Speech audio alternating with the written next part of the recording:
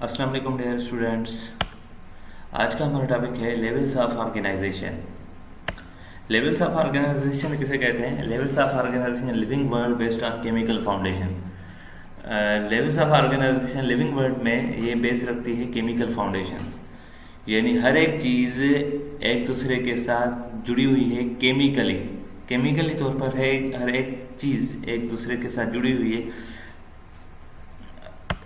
और all living things are made up of cell. तमाम जानदार जो हैं सेल से बने हैं। And the protoplasm of cell is the chemical as well as physical base of life. उसमें जो सेल का जो प्रोटोप्लाज्म होता है वो केमिकल भी और फिजिकल भी बेस की हैसियत रखता है लाइफ का। These levels are as follows. यहाँ पर काफ़ी लेवल्स दी हुई हैं जो वन बाय वन हम डिस्कस करेंगे। सबसे पहले atomic level, molecular level, cellular level, taxonomic level, population level, community level, ecological level, biosphere level. First of all है atomic level of organization. All the matter is made up of elements. तमाम जो matter हैं वो element से बने हुए हैं। Atom is smallest particle of element. Atom जो है वो स्मॉलेस्ट पार्टिकल है किसी भी एलिमेंट का। एटम हैज आल्सो सब atomic particles proton, neutron, electron. अच्छा, सबसे पहले ये ख्याल किया जाता था कि एटम ही स्मॉलेस्ट पार्टिकल है किसी भी एलिमेंट का या मैटर का। तो लेकिन उसके बाद पता चला कि एटम के भी सब एटॉमिक पार्टिकल्स हैं, वो भी किन चीज़ों से बना हुआ है जिनमें प्रोटॉन, न्यूट्रॉन एंड इलेक्ट्रॉन आते हैं। तो इसी वजह से एटॉमिक लेवल ऑफ ऑर्गेनाइजेशन इसे कहा जाता है, जिसमें एटम बने, यानी प्रोटॉन, न्यूट्रॉन और इलेक्ट्रॉन मिलकर क्या बनाते हैं? एटम बनाते हैं। तो जिसमें एटम बने वही एटॉमिक लेवल कहलाती है। हाँ, उसके बाद in nature more than 100 elements, क्योंकि एटम जो है वो किसी भी एलिमेंट का स्मॉलेस्ट पार्टिकल होता है।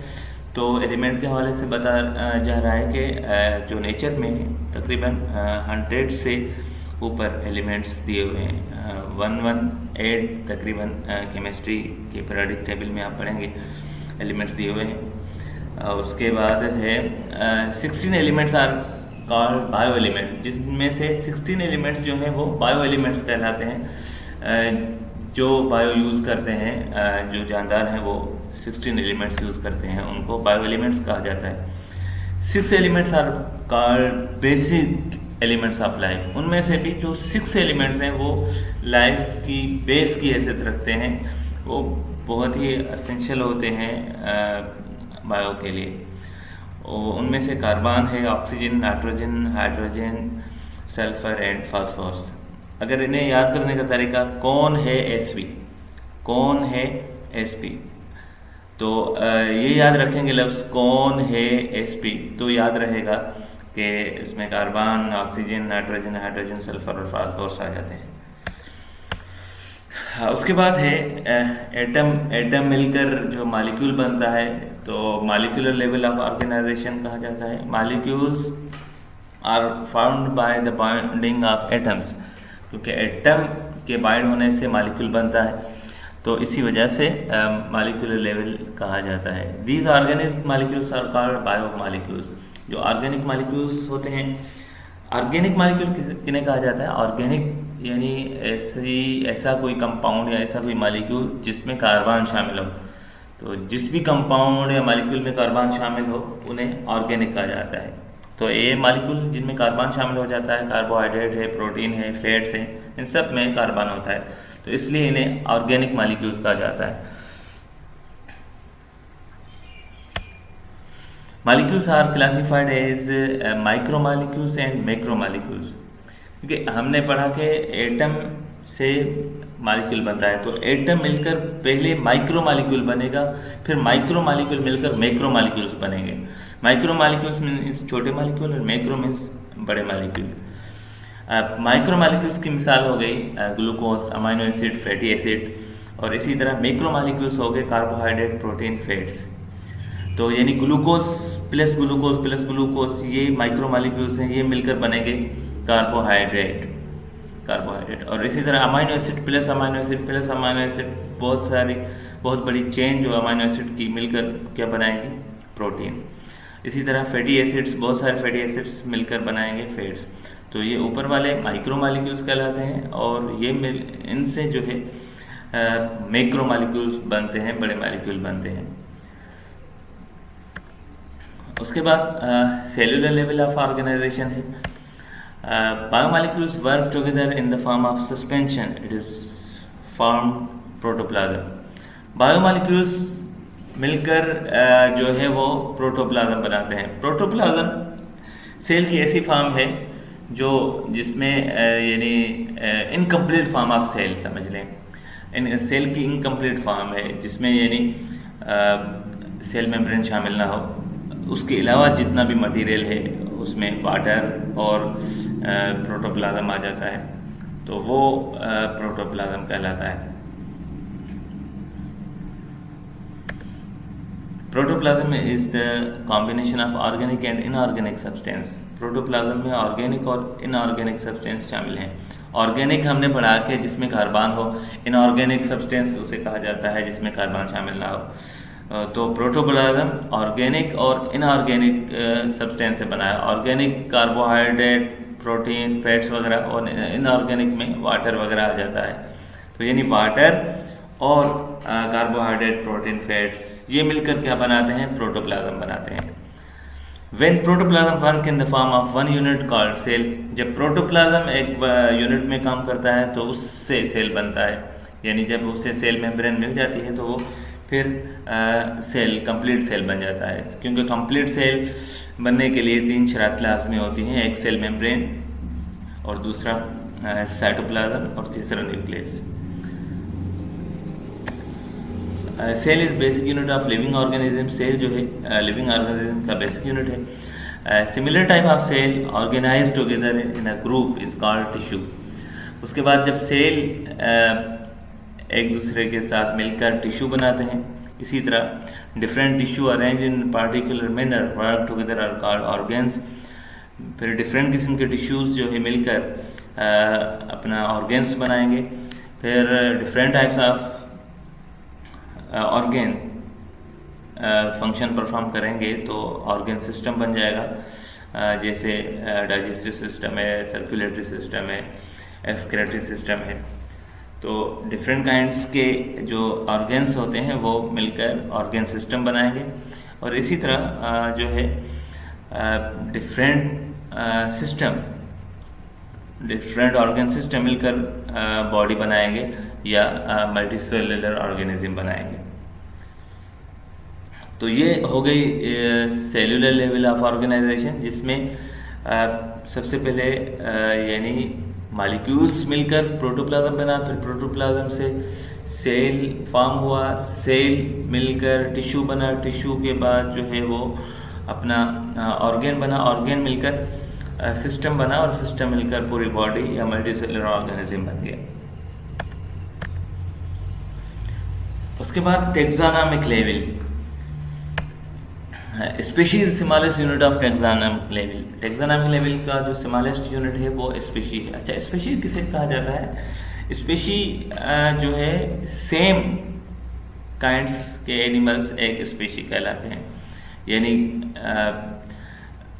कबूतर की एक अलग स्पीशी हो गई, मुर्गियों की अलग स्पीशी हो गई, इसी तरह कौवों की अलग स्पीशी हो गई, ये स्पीशी कहलाते हैं।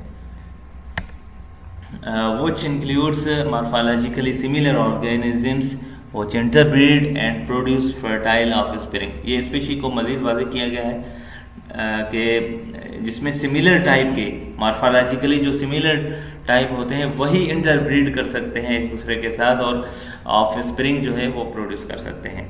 जिस तरह यानी मुर्गी की स्पीशी मुर्गी के साथ ही इंटरब्रीड कर सकेगी, ऐसा नहीं हो सकता कि मुर्गी और कौवे के आपस में इंटरब्रीड हो, ऐसा नहीं हो सकता। तो इंटरब्रीड जो होगा वो सिमिलर, मॉर्फोलॉजिकली जो सिमिलर ऑर्गेनिजम्स होते हैं उनके दरमियान ही इंटरब्रीड होगा और उसके बाद ही ऑफस्प्रिंग जो है फर्टाइल हो सकेगी।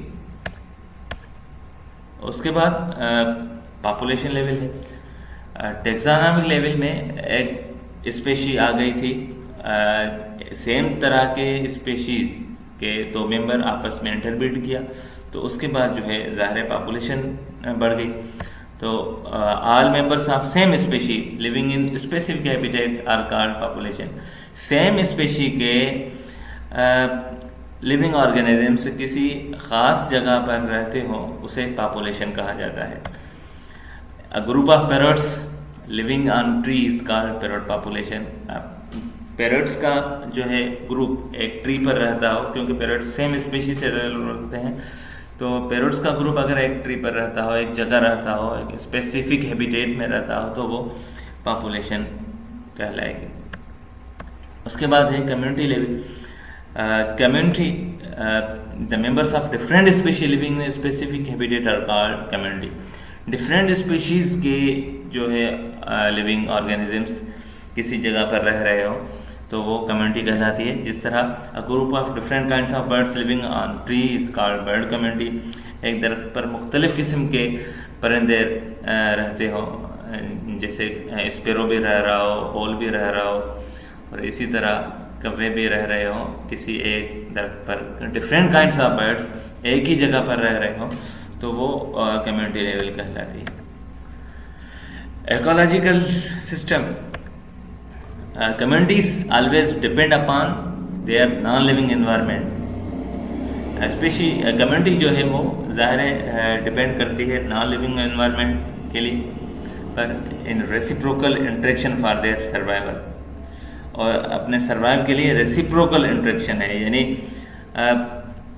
हम डिपेंड करते हैं जो है वो नॉन लिविंग्स पर, नॉन लिविंग थिंग्स जैसे कार्बन डाइऑक्साइड, ऑक्सीजन, वाटर, और इसी तरह प्लांट्स भी इसी तरह जो है डिपेंड करते हैं इन चीज़ों पर।